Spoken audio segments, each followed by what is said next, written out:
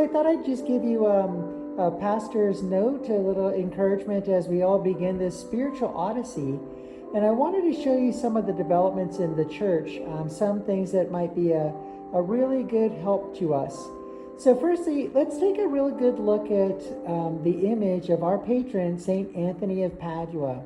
St. Anthony was the very first Franciscan priest and monk to teach his brothers in the ways of the faith, to proclaim the gospel. He was a renowned pastor and a phenomenal preacher, kind of like someone that you know. Just a little joke. But I want you to take a really good look at his the things that he has. He's got the Christ child in his arms, standing upon the Gospels. There are also lilies in his left arm as he's extending a blessing to God's people. He, as on his cincture, has the rosary with a particular symbol, the tau of the Franciscan order. You see that right there. And on the, I'm going to walk around here, just around this table here. I'm in the narthex of the church. But just as a reminder of what these three knots in the Franciscan's belt refer to, they refer to poverty, to obedience, and to chastity. These are the evangelical virtues, and we're all called to live in a certain freedom that is made possible by obedience, the mature freedom to do the will of God. And that's what we're going to be working on this Lenten season, trying to make sure that our hearts are configured more and more to that of Christ, who gave his life for the many. We are also called to a freedom by way of poverty, that we don't find our happiness, our joy, principally in the things of this world. We're going to hear tomorrow, man does not live on bread alone, but by every word that comes from the mouth of God. And finally, we live in chastity, that our hearts are properly configured to an ordered kind of love. Firstly, proper love of God, which ultimately manifests itself in adoration and worship, which is why we're doing what we're doing with our church, and love of neighbor and self. So we're hoping to grow in the virtues of humility and holy charity. So I want you to hold on to the things that we've seen here, particularly the habit of St. Francis. This is his Jubilee year, but particularly the habit of the Franciscan order that our patron so wonderfully and beautifully and faithfully wore. We're going to go into a couple new developments into the church.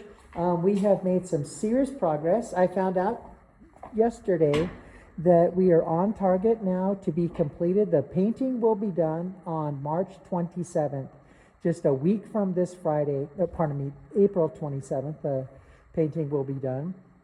And so that's really exciting for us to know that the church is going to be done ahead of time. So we're going to have an opportunity to be able to get in here and have a full week's worth to do the proper cleaning that we need in order to do our big celebration on March 8th. And all of our registered parishioners are invited. I want to make sure that we as a parish family return on that first weekend with the bishop and have a beautiful celebration, and then continue our spiritual odysseys with one another as members of this parish family and our local Catholic community. So I'm going to start ascending the stairway and pointing out to you a couple of awesome developments. So as I go up, I'm always careful, particularly because there's so much dust on this scaffolding. There's so much good work is being done. I'm at the first level up, and you can see the choir loft, those gold accents on the daggers and eggs that are the principal symbols, the little details on all the pillars there. From this angle, you're going to be able to look up. I'm holding onto my hat here. You can see that the arches have their ropes. That's a reminder. It's a call out to the rope of St. Anthony. And then all the way up, these accents, these rope symbols, stencils have been completed. I apologize if I sneeze because it is very dusty in here. There's a lot of dust particles in the air. All of that will be done when you come home back to the parish. I'm going to keep ascending. Now I'm at the second level, and I'm going to Just go up the stairs just a little bit more and then come back down to this level. But this is probably the best at this time, the best way to see this. Just get you looking at the reredos and the wall behind it. You begin to see the first hints of the stencils of the tops of the stained glass windows, which I'm going to go down. Well, we can't see them very well because of the darkness, but I've showed them to you before. The stencils at the top of each of the windows, our stained glass windows, call out to the lilies that Anthony is holding in his hands. An Easter lily, a sign of the resurrected life given to us and the call to new life for all of us. So moving towards, and you can see more and more, these beautiful stencils. And tell you a little bit about the process. There's so much of God's holy hand in all of this. You can see this is behind the reredos, the high altar. That's the statue of Jesus there. The main altar is down below us. You see the main altar right there. There's the ambo that's looking across. But I want you to look at the stencils as they are. These are images that match the tops of each of our stained glass windows, and they are an image of the lily of Jesus Christ's resurrection, his holy resurrection. What's really interesting is that just as there is an image, and I'll show you in a minute, it's been touched up, the image of the Most Holy Trinity over the sanctuary. So this is a three-step process. We have the gold accents where you have the base design, and then there's going to be accents. You see the little dots around each of the lilies. That's going to be red, so that ties the main altar that has marble pillars that are red. Each of those little dots that you see are going to be red, and there's going to be a little framing in white around each of the stencils. So that's a three-step process to get all of this done. And base all but it looks a little bit more to go here at this level. It'll go all the way down to the floor. You can't see that very well. There's a big hole here where the angels are. There you go. You can see I'm at the top of one of those two angels standing watch by the altar, but you can see they're down to this level. Got a little bit more ways to go on this first banding. So that's a new cool development that's happening. Modern Electric is going to start installing the new chandeliers and each of the level of these side arches. So each of these side arches will receive a new light. You can see where it's going to go. Very good. And then we'll have several bigger chandeliers hanging from the very top. I'm going to take you up there because I want to point a couple things out to you as we begin this great, beautiful season of Lent. I'm always really careful to hold on to things. You all know that I have a good, healthy sense of fear. Fear's not necessarily a bad thing. Healthy sense of fear of falling.